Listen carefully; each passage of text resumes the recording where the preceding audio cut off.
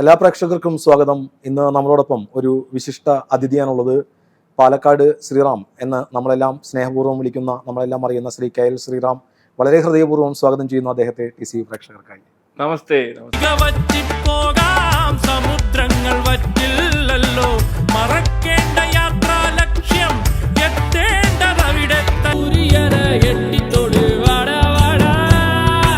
അദ്ദേഹത്തെ പാട്ടുകളിലൂടെയാണ് നമ്മൾ അറിയുന്നത്. അതോടൊപ്പം തന്നെ വളരെ പ്രതിഭയുള്ള ഒരു സംഗീതജ്ഞൻ. അതോടൊപ്പം സമൂഹ മാധ്യമങ്ങളിൽ അദ്ദേഹം സജീവമാണ്. ഈ കോവിഡ് കാലത്തെല്ലാം, കോവിഡിൻ്റെ ഭീതിയിൽ നമ്മളെല്ലാം കഴിഞ്ഞപ്പോഴും നമ്മളെല്ലാം ഒരുപാട് ആശ്വസിപ്പിച്ചവരുടെ കൂട്ടത്തിൻ്റെ മുൻനിരയിൽ ശ്രീറാം ഉണ്ടായിരുന്നു. എന്തായാലും അദ്ദേഹം നമ്മളോടൊപ്പം കുറച്ച് സമയം പങ്കുവയ്ക്കുക എന്ന് പറഞ്ഞത് വളരെയേറെ സന്തോഷമുള്ള കാര്യമാണ്. ഗുരുവായൂരെത്തിയപ്പോഴാണ് അദ്ദേഹം നമുക്കായി കുറച്ച് സമയം അനുവദിച്ച് തരുന്നതും. ഏറ്റവും ഒടുവിലുള്ള ഒരു പാട്ടിൽ നിന്ന് തന്നെ വരാം. അത് പൊന്നിയിൻ സെൽവനിൽ AR റഹ്മാനോടൊപ്പം ഉള്ള ആ ഒരു കൂട്ടുകെട്ടിൽ പിറന്ന ഒരു ഗാനം. അതിൽ നിന്ന് നമുക്ക് തുടങ്ങാം. അലി ശ്രീറാംജി, നല്ലൊരു പാട്ടായിരുന്നു അത്. ആൻഡ് ഇൻഫാക്ട് എനിക്ക്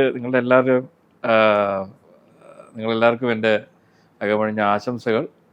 ഇപ്പം നമ്മൾ ഇരിക്കുന്നത് കുന്നംകുളത്ത് വളരെ ഫേമസ് ആയിട്ടുള്ള ചിത്രാംബരി മ്യൂസിക് സ്കൂൾ. വളരെ ഫേമസ് ആയിട്ടുള്ളൊരു സ്കൂളാണിത്. നമ്മുടെ one of the very very senior flute maker, one and only ശിവദാസേട്ടൻ്റെ സ്കൂളാണിത്. ഇപ്പം ഞങ്ങളെല്ലാവരും ഫ്ലൂട്ടൊക്കെ വാങ്ങാനും അതുപോലെ ഒരുപാട് കാര്യങ്ങൾക്ക്, മ്യൂസിക്കായിട്ടുള്ള പല കാര്യങ്ങൾക്കും ഇവിടെ വരാറുണ്ട്. So I am so happy to speak about music and other thing.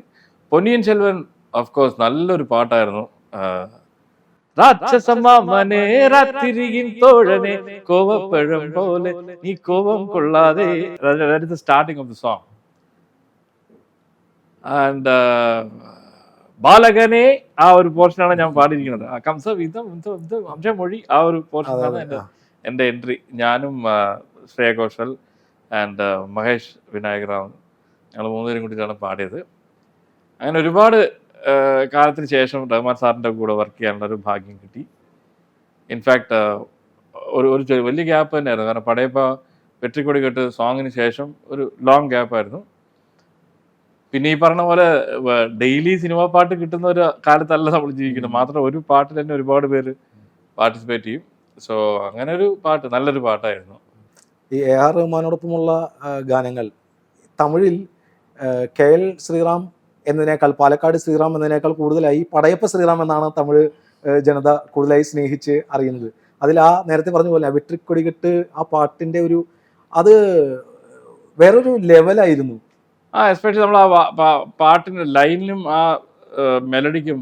ഉദാഹരണത്തിന് ഇന്നോരുയിரை കൊன்று പുസിപ്പവൻ മിരുഗമടാ, ആ ഒരുത്തൻ്റെ ഉയിരിനെ കൊന്നിട്ട് വല്ലാണ്ടങ്ങ് പൊളയുന്ന ആ ഒരു മൃഗമാണെന്നാണ് പറഞ്ഞത്.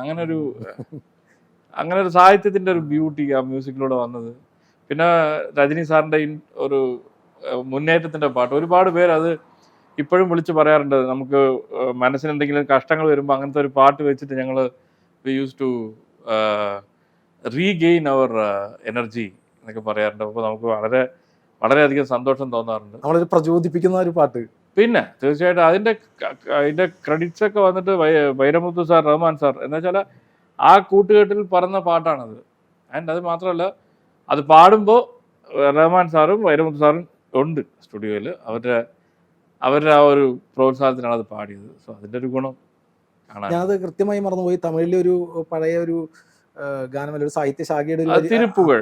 അതെ, അതിൻ്റെ മുത്തൈ തിരുപത്തി തിരുനൊക്കെ അത്തിക്കര മുത്തര ആ ഒരു, അത് നേരത്തെ പഴയ തമിഴ് സിനിമയിൽ അത് ഉപയോഗിച്ചതായിട്ട് എനിക്ക് ഓർമ്മയുണ്ട്. ഉണ്ട്. അത് ചന്തം എന്നാണ് പറയാ തിരുപ്പുകൾ.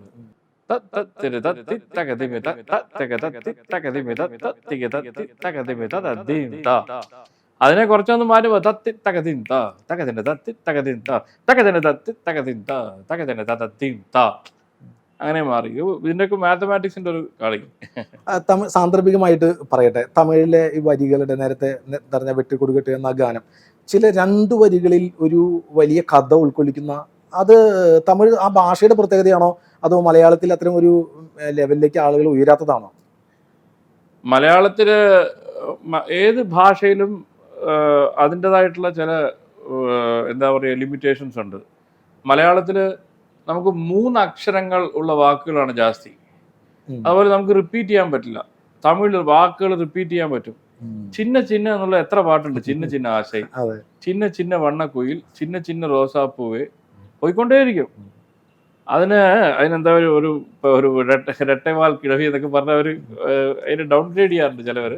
പക്ഷെ അത് അങ്ങനെ ഒരു സുഖം തമിഴിലുണ്ട്. വണ്ണ വണ്ണ പൂങ്കാറ്റേ. അതുപോലെ നമുക്ക് മലയാളത്തിൽ റിപ്പീറ്റ് ചെയ്യാൻ പറ്റില്ല. വലിയ വലിയവൻ ആരെങ്കിലും പറയോ? വലിയവൻ പറയും. സോ ലാംഗ്വേജിന് അങ്ങനെ ഒരു പ്രശ്നമുണ്ട്. പക്ഷേ മലയാളത്തിന്റെ ബ്യൂട്ടി എന്താണെന്ന് വെച്ചാൽ മലയാളത്തിന് സാധിക്കില്ലെന്ന് ചോദിച്ചാൽ സാധിക്കും. ഒരുപാട് പേര് ചെയ്തിട്ടുണ്ടല്ലോ. അപൂർവമാണ്. ഗിരീഷേട്ടൻ ഒരുപാട് മാന്ത്രിക സ്പർശം തന്നിട്ടുണ്ട് നമുക്ക്. ഇപ്പൊ ഞാൻ ഇതുപോലൊരു ഉദാഹരണം പറയാം. ഒരു പാട്ട് എൻ്റെ ഫസ്റ്റ് മൂവിയിൽ മഴമേഘ പ്രൗഡില് 1 2 3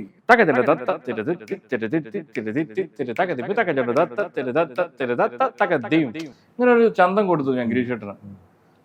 പുള്ളി ഒരു മേ ബി എൻ്റെ അടുത്ത് പറഞ്ഞു എന്തെങ്കിലും ടഫായിട്ടുള്ള ഒരു സംഗതി ചെയ്തതായോ, അപ്പോൾ നമുക്കൊരു ചാലഞ്ച് ആയിരിക്കണം. അപ്പോൾ 1 2 3 മുടിയിഴമാടി പുതുപൂച്ചൂടിയും ഈറൻ വെയിലാലെക്കസ വലഞ്ഞൊറിയിടും ഒരു ദീപത്തിരി പോലെ തിരു മുൻപിൽ തെളിയാം. എഴുതാൻ പറ്റായിക്കൊന്നുമില്ല. അത് അതിൻ്റെതായിട്ടുള്ള രീതിയിൽ ആ ഒരു മനസ്സിനകത്ത് ആ സ്പാർക്ക് വരുന്ന ഒരു ടാലന്റ് വേണം. അവർക്ക് പറ്റും. നമുക്ക് പിന്നെ ഗിരീഷേട്ടനെ ഒരു ഉദാഹരണമായിട്ട് കാണാൻ പറ്റില്ല, കാരണം ഗിരീഷേട്ടനെ മാറ്റി അദ്ദേഹമേ ഉള്ളൂ. പക്ഷെ വേറെ യങ്സ്റ്റേഴ്സ് ഉണ്ട്. നമുക്കിപ്പോ ഇഷ്ടം പോലെ ആളുകളുണ്ട്. So it is nothing to, അതായത് ഇത് റീച്ച് ചെയ്യാൻ പറ്റില്ല എന്നൊന്നുമില്ല. That is the thing. അപ്പോൾ അത് അങ്ങനെയുള്ള ലിറിക്സ് റൈറ്റേഴ്സിന്, അങ്ങനെയുള്ള മ്യൂസിക് ഡയറക്ടേഴ്സ് ചാലഞ്ചിങ് ആയിട്ട് കൊടുക്കണം. അങ്ങനെയുള്ള പാട്ട് അക്സെപ്റ്റബിൾ ആവണം. ഇത്രയും കാര്യങ്ങളുണ്ട് അതിനകത്ത്. സിനിമയ്ക്കകത്ത് ഒരു പാട്ട് വരണമെങ്കിൽ വെറുതെ പറ്റില്ലല്ലോ. അപ്പം ഞാൻ ഈ മ്യൂസിക് ഡയറക്ഷൻ പണി നിർത്തിയത് അതുകൊണ്ടാണ്. കാരണം ഇത് പ്രൊഡ്യൂസർമാർ മാത്രമല്ല, അതിനകത്ത് മറ്റ് പലരും ഇൻവോൾവ് ആവും. അപ്പം അവരെയൊക്കെ ഓക്കെ ആക്കിയിട്ട് ഒരു പാട്ട് വരണമെന്നുണ്ടെങ്കിൽ അതൊരു വല്ലാത്ത കടുപ്പമുള്ള ജോലിയാണ്. മ്യൂസീഷ്യൻ ചെയ്യുന്ന വർക്കിനെ അവർക്ക് മാനിച്ച് അതിനെ അക്സെപ്റ്റ് ചെയ്തിട്ട് നിൽക്കാനുള്ള ഡയറക്ടേഴ്സും അങ്ങനെയുള്ള ആളുകളും വരുമ്പോഴാണ് നല്ല പാട്ട് വരും. ഒരു ടീം വർക്കാണത്. അതിനകത്ത് ഈഗോ വെച്ചിട്ടുള്ള കളി അത്ര ശരിയാവില്ല. സോ അതുകൊണ്ട് അങ്ങനെയുള്ള പാട്ടുകൾ വരുന്നത് വളരെ റെയറാണ്. ഞാൻ ഒരു അഭിമുഖത്തിൽ തന്നെ കണ്ടാണ് വളരെ വിലമതിക്കുന്ന ഒരു സംഭവമായി റഹ്മാനുമായുള്ള ഒരു കൂടിക്കാഴ്ച. അതും വളരെ യാദൃശ്ചികമായിരുന്നു എന്നുള്ളത്. അതെ, അത് തമിഴിലാണ് കണ്ടത്. മലയാളികൾക്ക് ഒരു പക്ഷേ അത് അറിയുന്നുണ്ടായിരിക്കില്ല. അല്ല, അറിയാം, എല്ലാവർക്കും അറിയാം. എൻ്റെ വൈഫാണ് പാടാൻ പോയിട്ടുണ്ടായിരുന്നത്. അപ്പം ഞാൻ കൂടെ പോയതാണ്. അപ്പോൾ ആ തക്ഷക്കിലെ ഒരു സംഭവം ഇംപ്രവൈസ് ചെയ്യാൻ വേണ്ടി പറഞ്ഞു. അപ്പോൾ ഞാൻ ചോദിച്ചു, ഞാൻ പോയി ഒന്ന് പറഞ്ഞു കൊടുത്തോട്ടെന്ന് ചോദിച്ചു സാറിനടുത്ത്. അപ്പോൾ യു ആർ എ സിംഗർ ആണോ എന്ന് ചോദിച്ചു. അങ്ങനെയാണ് ആ തോ കരുവിലിരുന്നോ തദരദനി ദീദീദദിരന ഓദാനി ഓദാനി ധൃധൃദാനി ധനദിരന ഓദാനി ഓദാനി ധൃധൃദാനി ധനദിരന. ആ സോങ്. സോ മ്യൂസിക് ഒരു ഫ്ലോയിൽ നിന്ന് വരുന്നതാണ്. അതങ്ങനെ ഒരു എന്താ പറയുക, റൂമിട്ട് ആലോചിച്ച് വരേണ്ട സാധനമൊന്നുമല്ല. അപ്പോൾ അങ്ങനെ ഒരു ഭാഗ്യം അദ്ദേഹത്തിൻ്റെ. റഹ്മാൻ സാറും വളരെ ഇൻസ്റ്റൻ്റ് ആണ്. വളരെയധികം ഒരു ഫ്ലോ ഉള്ള മ്യൂസീഷ്യൻസിനെ എങ്ങനെ യൂട്ടിലൈസ് ചെയ്യണമെന്ന് അറിയുന്ന ഒരു മ്യൂസിക് ഡയറക്ടറാണ്. So I am so happy. ഓസ്കാറിലെത്തിയ സ്ലംഡോഗ് മില്ലിയനെയറിലും ഒരു അതെ ഞാൻ ലിക്വിഡ് ഡാൻസ് കണ്ടിട്ട് അങ്ങനെ പോകുന്ന ഒരു സോങ് ലതിക തീം എന്ന് പറഞ്ഞിട്ട് ലിക്വിഡ് ഡാൻസ്. ഈ മലയാളത്തിലും കടമ്പഴിയിൽ കമലതലം ഉൾപ്പെടെ ഒരുപാട് ഹിറ്റ് പാട്ടുകൾ നൽകുമ്പോഴും തമിഴിലെ തിരുനെൽവേലി ഹൽവാട, തിരുപ്പാച്ചി അറിവാളെ, കൂടുതലും ആ പാട്ടുകളാണോ? തമിഴിലാണ് ശരിക്ക് കൂടുതൽ പാട്ടുകൾ, ഹിറ്റ് പാട്ടുകൾ. പക്ഷെ മലയാളത്തിലുണ്ട്. മലയാളത്തിൽ എനിക്ക് നല്ല സോങ്സ് തന്നിട്ടുണ്ട്. ഉദാഹരണത്തിന് ശരത്തണ്ണന്റെ വാർമതി. ഓ തിങ്കൾ പക്ഷി കാർമേഘം മൂടും വാനിൽ മറന്നോ നിലാപ്പൂച്ചൂരും രാത്രിയിൽ സദാമേയാമ്പൽ കേഴവേ. ആ പാട്ട് അത് തത്സമയം ഒരു പെൺകുട്ടി. പിന്നെ വാർമതിയേ ആ പാട്ട്. ആൻഡ് വേറെ നമ്മുടെ ബിജുപാലിന്റെ തേങ്ങും മേഘങ്ങൾ തോരാ കണ്ണീരായി പായുന്നു, അങ്ങനൊരു പാട്ട്. And then there was another song, KL10 ഒരു സോങ്, ഒരുപാട് മെലഡി സോങ്സ് തന്നിട്ടുണ്ട്. ഇൻഫാക്ട് ജോൺ സേട്ടൻ്റെ ഒരു നല്ലൊരു മെലഡി സോങ് പാടിയിരുന്നു ഞാൻ. ഇതിനകത്ത് ഉത്തമൻ എന്നൊരു പടം വന്നിട്ടുണ്ടായിരുന്നു, ജയറാമൻ. കടലും കടങ്ങളും താണ്ടുവാനുണ്ടൊരു കളിവഞ്ചി മാത്രമുണ്ടല്ലോ, മേലെ തീമഴ താഴെ കനലാഴി, പഞ്ചാഗ്നിയല്ലോ മുന്നിൽ, പഞ്ചാഗ്നിയല്ലോ മുന്നിൽ. നല്ലൊരു മെലഡി സോങ് ആയിരുന്നു. ഹൃദയം തുറന്ന ഒരുപാട് മലയാള പാട്ടുകൾ നൽകിയിട്ടുണ്ടെങ്കിൽ അതിൽ വാർമതി എന്ന ഗാനം 2 വരി പ്രേക്ഷകർക്ക് വേണ്ടി പാടാൻ ഞാനൊന്ന് അഭ്യർത്ഥിക്കും. കാരണം ഒരുപാട് പേർക്ക് സന്തോഷത്തിലും സങ്കടത്തിലും ചേർത്ത് നിർത്തുന്ന ഒരു പാട്ടാണത്. അയ്യോ, നല്ലൊരു സോങ് ആണത്. ഇൻഫാക്ട് ഇപ്പൊ പാടാൻ പറ്റിയ സമയമൊന്നുമല്ല, കാരണം നമ്മള് ഈ പറഞ്ഞ പോലെ അലഞ്ഞു തിരിഞ്ഞു ഒരു ലോങ് ജേർണി കഴിഞ്ഞിട്ടുള്ള ഒരു ഇതാണ്. വാർമതിയേ വാർമതിയേ വരുമോ,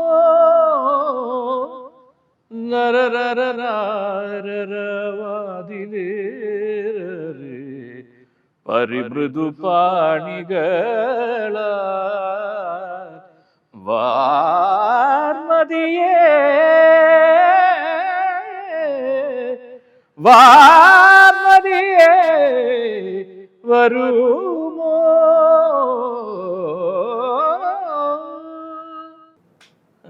വളരെ ഹൃദയസ്പർശിയായ ഒരു ഗാനമാണത്. ഇപ്പോഴും ആ പാട്ട് കേൾക്കുകയും അഭിപ്രായം പറയുകയും ചെയ്യുന്ന നിരവധി പേരുണ്ടാവുമെന്ന് എനിക്ക് ഒരുപാട് പേരുണ്ട്.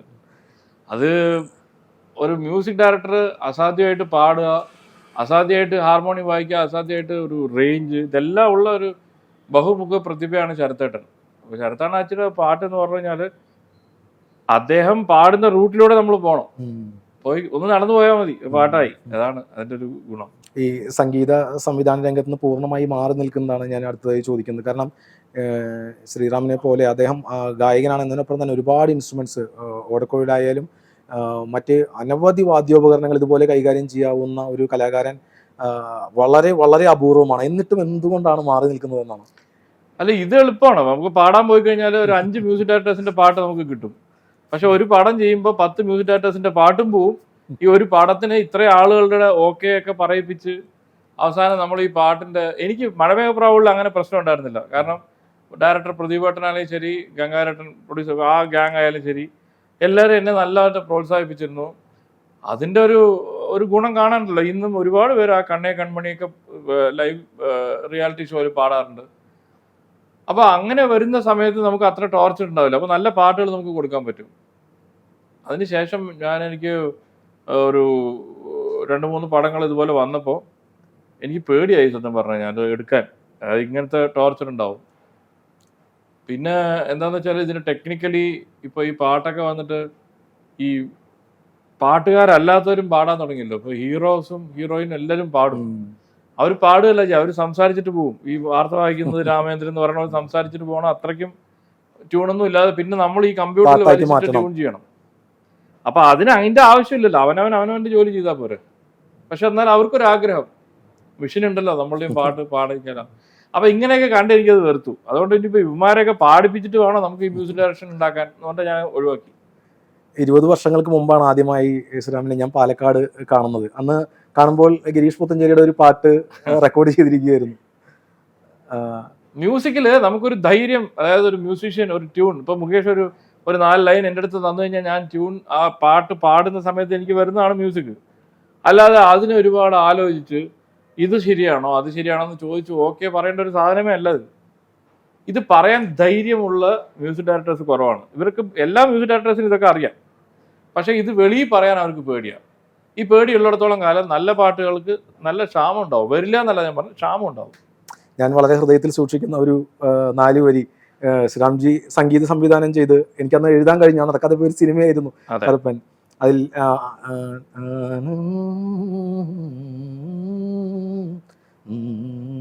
വരികൾ എങ്ങനെയാണെന്ന് ഞാൻ ഓർക്കുന്നു. ആവണി നിലാവിൽ വനമല്ലി പൂത്തരാവിൽ രാഗമറിയാതെ പാതിരാക്കിളികൾ മൂളവേ എന്ന് പറഞ്ഞാൽ അതുപോലെ ഒരു 6 ഗാനങ്ങൾ ഉണ്ടായിരുന്നു. അതിമനോഹരമായ ഒരുപാട്. ഇപ്പൊ മുകേഷ് പറഞ്ഞ പോലെ തന്നെ നമ്മളിപ്പോ വർക്ക് ചെയ്യുമ്പോൾ സമയത്ത് ആ പടം ഇറങ്ങുന്നോ ഇല്ലയോ എന്നൊന്നും നമുക്കറിയില്ല. അപ്പോൾ എങ്കിലും ആ ഒരു ആത്മാർത്ഥത നമ്മുടെ മനസ്സിനകത്ത് എന്ത് സംഗീതമാണോ അത് അതിനകത്ത് കൊടുക്കാനുള്ളൊരു സാമാന്യം ഒരു ഉത്തരവാദിത്വം ഉണ്ടാവും. മറ്റേത് പാടാൻ പോകുമ്പോൾ അങ്ങനെയല്ല, അത് മ്യൂസിക് ഡയറക്ടർ ആൾറെഡി ട്യൂൺ ചെയ്തിട്ടുണ്ടാവും, നമ്മൾ അതിൻ്റെ മുകളിൽ കൂടെ അങ്ങ് നടന്നങ്ങ് പോയാൽ മതി. പക്ഷേ മ്യൂസിക് ഡയറക്ഷൻ അങ്ങനെയല്ല, അതിന് വേണ്ട ഓർക്കസ്ട്രേഷൻ, അതിൻ്റെ റീ റെക്കോർഡിങ്, അങ്ങനെ ഒരു കാര്യമുണ്ടല്ലോ. പാട്ട് ഒരാൾ ചെയ്ത് റീ റെക്കോർഡിങ് വേറൊരാൾ ചെയ്ത് ആ പടത്തിൻ്റെ സംഗതി മാറിപ്പോകും. അപ്പോൾ റീ റെക്കോർഡിങ് ചെയ്യാനും കൂടി ഒരു മ്യൂസിക് ഡയറക്ടർക്ക് കഴിവ് വേണം. റീ റെക്കോർഡിംഗ് എന്ന് പറഞ്ഞാൽ ചുമ്മാ കുറേ VST ടോൺസ് എടുത്തിട്ട് അവിടെ ഇവിടെയൊക്കെ ഒപ്പി വയ്ക്കുന്ന പോലത്തെ പരിപാടിയല്ല. എവിടെയൊക്കെ മ്യൂസിക് വേണ്ട എന്നുള്ളത് ആദ്യം ഒരു മ്യൂസിക് ഡയറക്ടർക്ക് അറിയണം. ഈ മ്യൂസിക് ഇല്ലാത്ത സ്ഥലവും മ്യൂസിക് ഡയറക്ടർ പറയുന്ന ഒരു സ്ഥലമാണത്. അതിനും കൂടി ചേർന്നിട്ടാണ് ഈ മ്യൂസിക് ഡയറക്ടർക്ക് കാശ് കൊടുക്കുന്നത് പ്രൊഡ്യൂസർ, ഡയറക്ടർ. സോ അത് അറിയണമെങ്കിൽ, ഇപ്പോൾ ഉദാഹരണത്തിന് നമ്മളിപ്പോൾ ഒരു പാട്ടുണ്ട്, കൊഞ്ചി കരയല്ലേ, ആ കൊഞ്ചി കഴിഞ്ഞിട്ട് കരയല്ലേ എത്ര സമയം കഴിഞ്ഞിട്ടാണ് വരുന്നത്?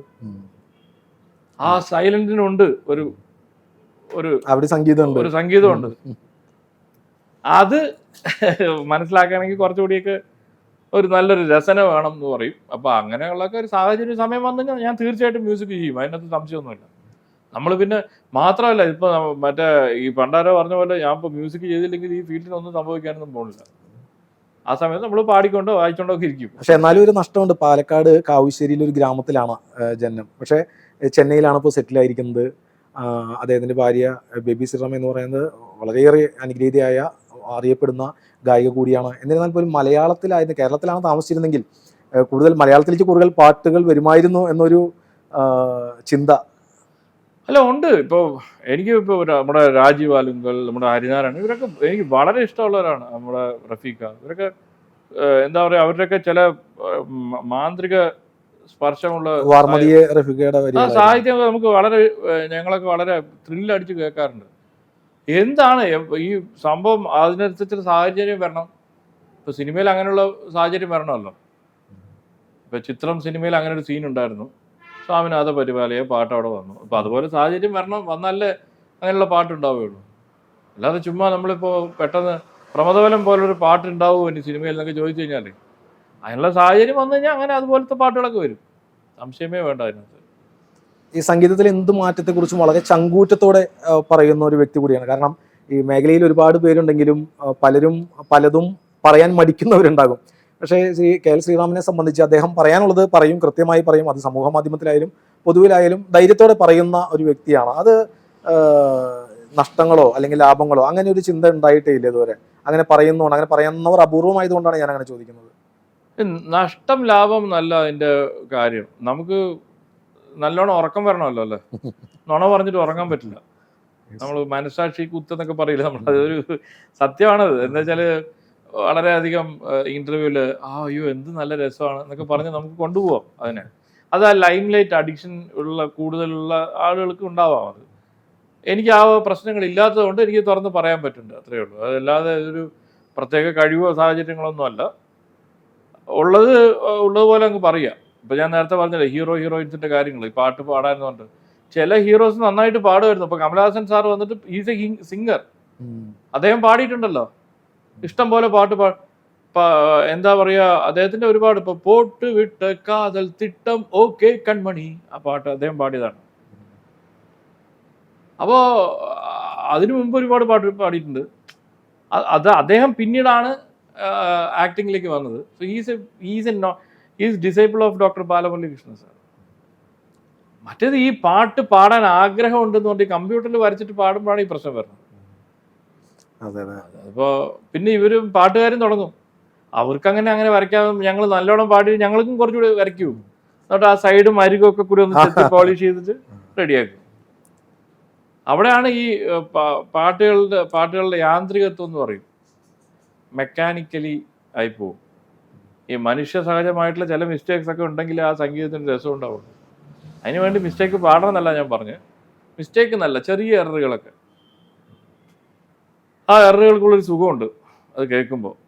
ഈ ഇപ്പോൾ ലൂപ്സ് ഒക്കെ ഇടുമ്പോൾ നമ്മൾ ആ പാട്ട് ഒരു ആരംഭത്തിൽ നിന്ന് അവസാനം വരയ്ക്കും ആ ലൂപ്പ് ഇങ്ങനെ കേൾക്കുമ്പോൾ നമ്മുടെ ബ്രെയിനിന് അത് അറിയാം, ഇവൻ മറ്റേ ആൾ തന്നെയാണ് റിപ്പീറ്റ് ആവണമെന്നുള്ളത്. പക്ഷേ ഒരു തബലിസ്റ്റ് ആദ്യം മുതൽ അവസാനം വരയ്ക്കും ആ പാട്ടിന് വായിച്ചിട്ടുണ്ടെങ്കിൽ നമുക്ക് അതിൻ്റെ ഒരു എഫക്റ്റ് വേറെയാണ്. ഈ കുറച്ച് നേരത്തെ സന്തോഷത്തിന് വേണ്ടി ശുദ്ധ സംഗീതത്തിൽ വെള്ളം ചേർക്കുക എന്ന രീതി കുറച്ചു കാലമായി പറയുകയും അല്ലെങ്കിൽ കുറേ ആരോപണങ്ങളും വരുന്നൊരു കാലത്ത് അതിനോട് തീരെ ചേർന്ന് നിൽക്കാതെ കൂടുതലും കച്ചേരികളൊക്കെ ഇഷ്ടപ്പെടുന്ന ഒരു വ്യക്തിയായി തോന്നിയിട്ടുണ്ട്. സംഗീതത്തിന് അങ്ങനെ സംഗീതം എന്തിൽ നിന്നും ഫ്രീ ആണ്. സംഗീതം ഒരു ഫ്രീ ബേർഡാണ്. സംഗീതത്തിന് ആരെങ്കിലുമൊക്കെ കെട്ടാൻ നോക്കുമ്പോഴാണ് പ്രശ്നം വരുന്നത്. സംഗീതത്തിനെ മതത്തിനോട് ചേർത്ത് കെട്ടരുത്, സംഗീതത്തിന് ജാതിയോട് ചേർത്ത് കെട്ടരുത്, സംഗീതത്തിന് നിറങ്ങളോട് ചേർത്ത് കെട്ടരുത്, സംഗീതത്തിന് വർഗങ്ങളോട് ചേർത്ത് കെട്ടരുത്.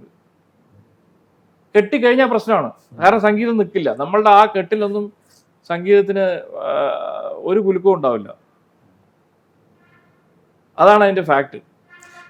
ഈ കുറച്ചെങ്കിലും സംഗീതത്തിൽ അറിവോ പ്രതിഭയോ ഒക്കെ ഉള്ളവരൊക്കെ സ്വാർത്ഥരായി മാറുന്ന ഒരു കാലത്ത്, കാരണം ഒരു കച്ചേരിക്കായാലും ഒരു ഗാനമേളയ്ക്കായാലും കൃത്യമായി പണം പറഞ്ഞ് പോകുന്ന, അല്ലെങ്കിൽ നാലാൾ കേൾക്കാൻ ഞാൻ പാടാൻ തയ്യാറല്ല, എനിക്ക് ഇന്നത് വേണം എന്ന് പറഞ്ഞു പോകുന്ന ഒരു കാലത്ത്, ഈ നേരത്തെ ഞാൻ പറയുകയുണ്ടായി കോവിഡ് കാലത്ത് എല്ലാവർക്കും ആയി പാടുകയും ഇപ്പോഴും സമൂഹ മാധ്യമങ്ങളിലൂടെ തൻ്റെ അറിവുകൾ പങ്കുവെക്കുകയും പാട്ടിൻ്റെ കുറേ സമയം ആ പാട്ട് ഇഷ്ടപ്പെടുന്നവർക്കായി നീക്കിവെക്കുന്ന ഒരു വ്യക്തിയെ ശ്രീറാംജിയിൽ ഞാൻ കാണുകയുണ്ടായിട്ടുണ്ട്.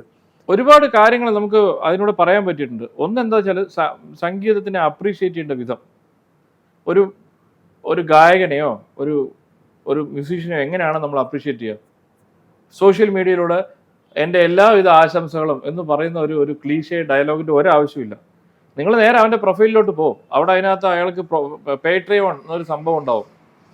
ആ പേട്രിയോണിൽ നിങ്ങളൊരു 10 രൂപ ഇട്. സൗകര്യമാണ്, നല്ല കാര്യമാണത്. നിങ്ങൾ അയാളെ ഏറ്റെടുക്ക്. മാസം 10 രൂപ. ഇപ്പോൾ സത്യം പറഞ്ഞാൽ നമ്മൾ ഈ ചുമ്മാ ബസ്സിലൂടെയൊക്കെ പോകുമ്പോൾ സൈഡിൽ ഒരു അമ്പലം കണ്ടു കഴിഞ്ഞാൽ ഈ പൈസ എടുത്ത് വലിച്ചെറിയുന്ന ഒരു സീനുണ്ട്. അത്ര പോലും ഒരു നിങ്ങൾക്ക് സന്തോഷം തരുന്നില്ല ഒരാൾ പാടുന്നത് കേൾക്കുമ്പോൾ. ഈ സോഷ്യൽ മീഡിയയിൽ നിങ്ങളുടെ ഈ അങ്കുലി വിഭ്രമം കൊണ്ടുള്ള ആശംസകളൊന്നും ഒരു സംഗീതത്തിൻ്റെ വിശപ്പെട അടക്കില്ല. പക്ഷെ അതേസമയം ഇന്ന് പേട്രിയോൺ പോലെയുള്ള പല സൈറ്റുകളുണ്ട് അവരുടെ സ്വന്തം പേരിൽ. അതിൽ പോയിട്ട് ഒരു മാസത്തിലേക്ക് ഒരു $5 എന്ന് പറഞ്ഞാൽ ഒരു ദിവസത്തേക്ക് 2 രൂപയോ 3 രൂപയോ ആവുള്ളൂ.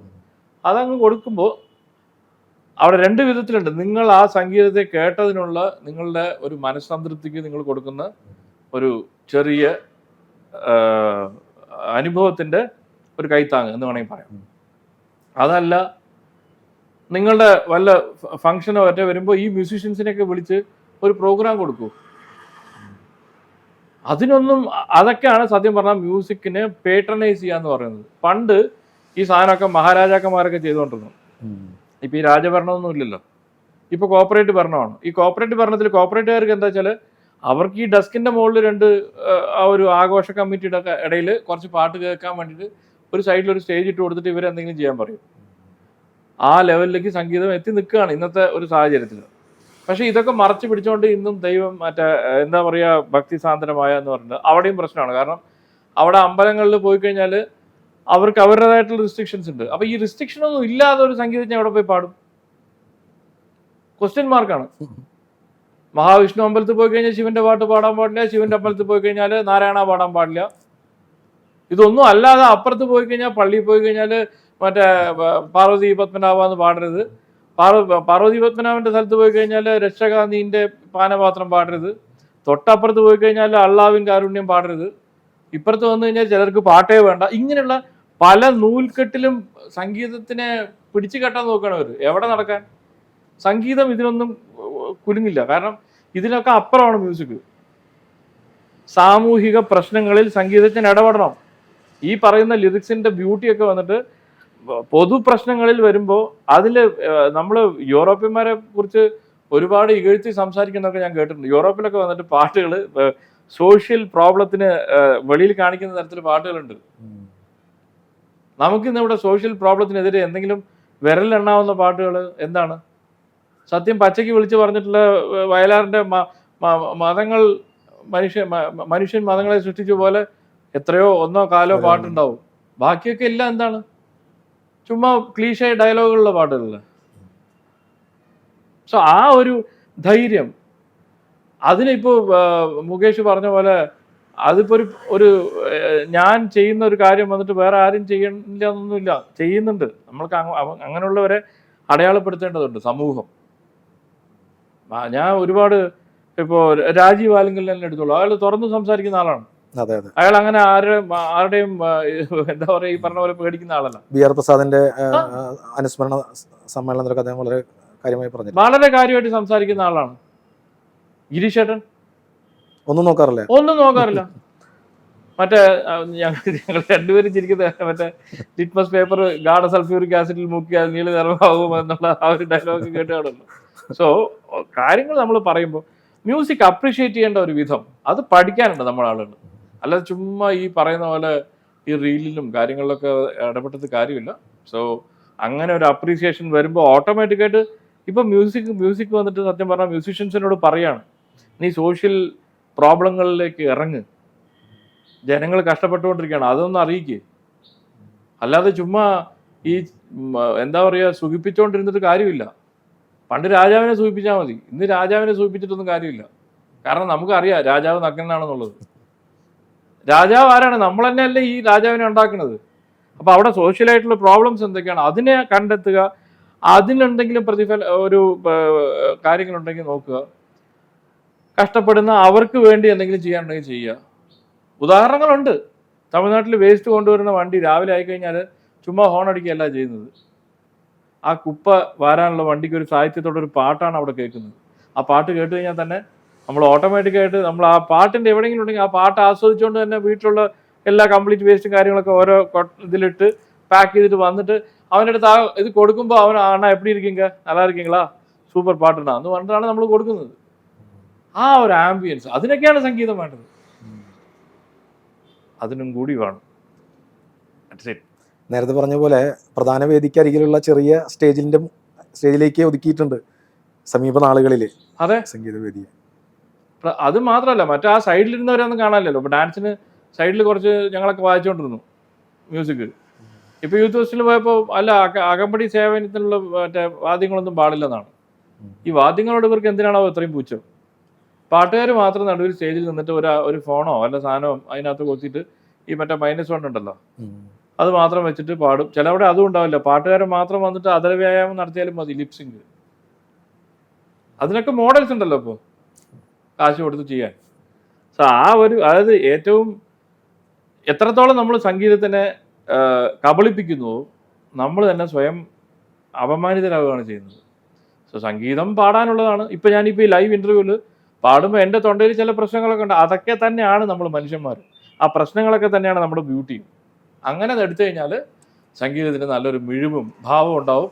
സംഗീതം നമ്മുടെ ജീവിതത്തിൽ എന്തൊക്കെ സ്വാധീനം ചെലുത്തി എന്നുള്ളത് അറിയാൻ പറ്റും. നമ്മളേറെ സ്നേഹിക്കുന്ന, നമ്മളേറെ ആരാധിക്കുന്ന, മലയാളികൾ ഏറെ ഇഷ്ടപ്പെടുന്ന ഒരു വ്യക്തി നമ്മളോടൊപ്പം TCU പ്രേക്ഷകരോടൊപ്പം ഒരുപാട് സമയം പങ്കുവച്ചു. കുറേ പാട്ടുകൾ പാടി, കുറേ കാര്യങ്ങൾ പറഞ്ഞു. ഒപ്പം തന്നെ കുന്നംകുളത്തെ സംഗീതവാദകനും സംഗീത അധ്യാപകനുമായ ശിവദാസ് ചേട്ടൻ്റെ വീട്ടിൽ വെച്ചായിരുന്നു അഭിമുഖം. ഇതിനുവേണ്ട സൗകര്യങ്ങൾ ഒരുക്കി തന്ന അദ്ദേഹത്തിന് നന്ദി പറയുന്നു. ഒപ്പം തന്നെ KL ശ്രീറാമിനെ, നമ്മളെല്ലാവരും ഏറെ സ്നേഹിക്കുന്ന പാലക്കാട് ശ്രീറാമിനെ, നമ്മുടെ സ്വന്തം ശ്രീറാമിനെ ഇത്രയും സമയം പ്രേക്ഷകർക്കായി സമയം പങ്കുവച്ചതിന് ഹൃദയം നിറഞ്ഞ നന്ദി അറിയിക്കുകയാണ്. നന്ദി, നമസ്കാരം. നമസ്തേ.